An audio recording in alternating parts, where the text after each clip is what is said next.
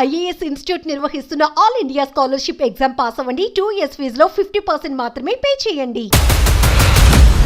AP deputy CM Pawan Kalyan Maharashtra ఎన్నికల్లో ప్రచారం చేసిన చోట బీజేపీ కూటమి విజయ భేరి మోగిస్తోంది. ఆయన మహారాష్ట్రలోని అనేక చోట్ల ప్రచారం చేశారు. పలు చోట్ల జరిగిన బహిరంగ సభల్లో మాట్లాడారు. సనాతన ధర్మాన్ని రక్షించాలని, బీజేపీ కూటమి అభ్యర్థులను గెలిపించాలని కోరారు. ప్రచారంలో ముమ్మరంగా పాల్గొన్న పవన్ కళ్యాణ్ అక్కడి తెలుగు ఓటర్లను ఆకట్టుకునే ప్రయత్నం చేశారు. పూణే, బల్లార్పూర్, షోలాపూర్, డెత్లూర్, లాతూర్లలో పవన్ కళ్యాణ్ ఎన్నికల ప్రచారం నిర్వహించారు. పూణే, బల్లార్పూర్, షోలాపూర్లో బీజేపీ కూటమి అభ్యర్థులు ముందంజలో ఉన్నారు. డెత్లూర్, లాతూర్లలో హోరాహోరీ పోరు సాగుతోంది. మహారాష్ట్రలో మహాయుతి కూటమి డబుల్ సెంచరీ సీట్లు దాటి రికార్డు క్రియేట్ చేసింది. మహారాష్ట్ర ఎన్నికల్లో మహిళా ఓటర్లు, మరాఠాలు, ఓబీసీలు కులాల ప్రభావం ఎక్కువగా ఉంది.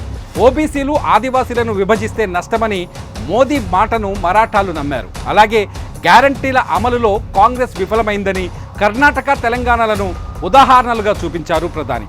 మహాయుతి హామీ ఇచ్చిన ఉచిత పథకాలను కూడా ఈ ఎన్నికల్లో తీవ్ర ప్రభావం చూపించినట్లు అర్థమవుతోంది. దీంతో 50% పైగా ఓట్లను సాధించింది కూటమి. కులగణనకు వ్యతిరేకంగా మోదీ ఏక్తో సేఫ్ ఫైర్ నినాదం బాగా పనిచేసింది. దీంతో పాటు మహాయుతికి మెజార్టీ కట్టబెట్టిన స్కీముల్లో లాడ్లీ బెహన్ కూడా ప్రధాన పాత్ర పోషించిందని చెప్పుకోవచ్చు. మహిళలకు నెలకు ప్రస్తుతం అందిస్తున్న 1500 సాయాన్ని తాము గెలిస్తే 2100కు పెంచుతామన్న మోదీ హామీలకు జై కొట్టారు మరాఠా మహిళలు. పవన్ కళ్యాణ్ పూణే, బల్లార్పూర్, డెగ్లూర్, షోలాపూర్, లాతూర్, నాందేడ్, విదర్భ నియోజకవర్గాల్లో ప్రచారం నిర్వహించారు. ఈ స్థానాలన్నింటిలోనూ బీజేపీ ఆధిక్యతతో ఉంది. పవన్ ప్రచారం నిర్వహించిన సమయంలో ఆయన ర్యాలీలకు జనాలు పెద్ద ఎత్తున హాజరయ్యారు. ఆయన ప్రసంగిస్తున్న సమయంలో సభలో ప్రాంగణాల్లో చప్పట్లు, విజువల్స్తో మారుమోత మోగాయి.